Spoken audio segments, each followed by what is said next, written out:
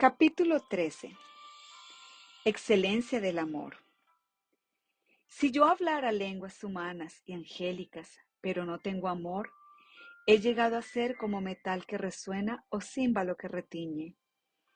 Y si tuviera el don de profecía y entendiera todos los misterios y todo conocimiento, y si tuviera toda la fe como para trasladar montañas, pero no tengo amor, nada soy. Y si diera todos mis bienes para dar de comer a los pobres, y si entregara mi cuerpo para ser quemado, pero no tengo amor, de nada me aprovecha. El amor es paciente, es bondadoso, el amor no tiene envidia, el amor no es jactancioso, no es arrogante, no se porta indecorosamente, no busca lo suyo, no se irrita, no toman en cuenta el mal recibido. No se regocija de la injusticia, sino que se alegra con la verdad.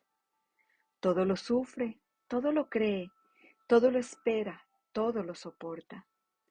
El amor nunca deja de ser, pero si hay dones de profecía, se acabarán. Si hay lenguas, cesarán. Si hay conocimiento, se acabará. Porque en parte conocemos y en parte profetizamos. Pero cuando venga lo perfecto, lo incompleto se acabará. Cuando yo era niño, hablaba como niño, pensaba como niño, razonaba como niño, pero cuando llegué a ser hombre, dejé las cosas de niño. Porque ahora vemos por un espejo veladamente, pero entonces veremos cara a cara.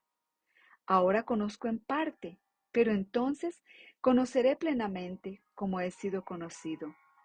Y ahora permanecen la fe, la esperanza y el amor. Estos tres, pero el mayor de ellos es el amor. Capítulo 14. Superioridad del don de profecía. Procurad alcanzar el amor, pero también desead ardientemente los dones espirituales, sobre todo que profeticéis. Porque el que habla en lenguas no habla a los hombres, sino a Dios, pues nadie lo entiende, sino que en su espíritu habla misterios. Pero el que profetiza habla a los hombres para edificación, exhortación y consolación. El que habla en lenguas a sí mismo se edifica, pero el que profetiza edifica a la iglesia. Yo quisiera que todos hablarais en lenguas, pero aún más que profetizarais, pues el que profetiza es superior al que habla en lenguas, a menos de que las interprete para que la iglesia reciba edificación. Ahora bien, hermanos, si yo voy a vosotros hablando en lenguas, ¿de qué provecho os seré a menos de que os hable por medio de revelación, o de conocimiento, o de profecía, o de enseñanza? Aun las cosas inanimadas como la flauta o el arpa, al producir un sonido, si no dan con distinción los sonidos, ¿cómo se sabrá lo que se toca en la flauta o en el arpa? Porque si la trompeta da un sonido incierto, ¿quién se preparará para la batalla? Así también vosotros, a menos de que con la boca pronunciéis palabras inteligibles, ¿cómo se sabrá lo que decís? Pues hablaréis al aire. Hay quizás muchas variedades de idiomas en el mundo y ninguno carece de significado. Pues si yo no sé el significado de las palabras, seré para el que habla un extranjero, y el que habla será un extranjero para mí. Así también vosotros, puesto que anheláis dones espirituales, procurad abundar en ellos para la edificación de la iglesia.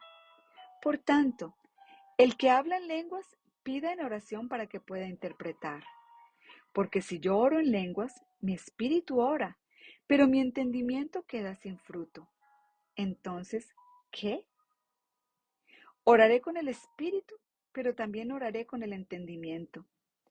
Cantaré con el espíritu, pero también cantaré con el entendimiento. De otra manera, si bendices solo en el espíritu, ¿cómo dirá el amén a tu acción de gracias el que ocupa el lugar del que no tiene ese don, puesto que no sabe lo que dices? Porque tú das gracias bien, pero el otro no es edificado. Doy gracias a Dios porque hablo en lenguas más que todos vosotros. Sin embargo, en la iglesia prefiero hablar 5 palabras con mi entendimiento para instruir también a otros antes que 10,000 palabras en lenguas. Hermanos, no seáis niños en la manera de pensar, más bien sed niños en la malicia, pero en la manera de pensar sed maduros. En la ley está escrito: por hombres de lenguas extrañas y por boca de extraños hablaré a este pueblo, y ni aun así me escucharán, dice el Señor. Así que las lenguas son una señal, no para los que creen, sino para los incrédulos. Pero la profecía es una señal, no para los incrédulos, sino para los creyentes. Por tanto, si toda la iglesia se reúne y todos hablan en lenguas, y entran algunos sin ese don o son incrédulos, ¿no dirán que estáis locos? Pero si todos profetizan y entra un incrédulo, o uno sin ese don, por todo será convencido, por todo será juzgado. Los secretos de su corazón quedarán al descubierto, y él se postrará y adorará a Dios, declarando que en verdad Dios está entre vosotros. El orden en los cultos. ¿Qué hay que hacer, pues, hermanos, cuando os reunís? Cada cual aporte salmo, enseñanza, revelación, lenguas o interpretación. Que todo se haga para edificación. Si alguno habla en lenguas, que hablen 2 o a lo más 3 y por turno, y que uno interprete. Pero si no hay intérprete, que guarde silencio en la iglesia y que hable para sí y para Dios. Y que 2 o 3 profetas hablen y los demás juzguen. Pero si a otro que está sentado le es revelado algo, el primero calle, porque todos podéis profetizar uno por uno para que todos aprendan y todos sean exhortados. Los espíritus de los profetas están sujetos a los profetas, porque Dios no es Dios de confusión, sino de paz, como en todas las iglesias de los santos. Las mujeres guarden silencio en las iglesias, porque no les es permitido hablar, antes bien, que se sujeten como dice también la ley.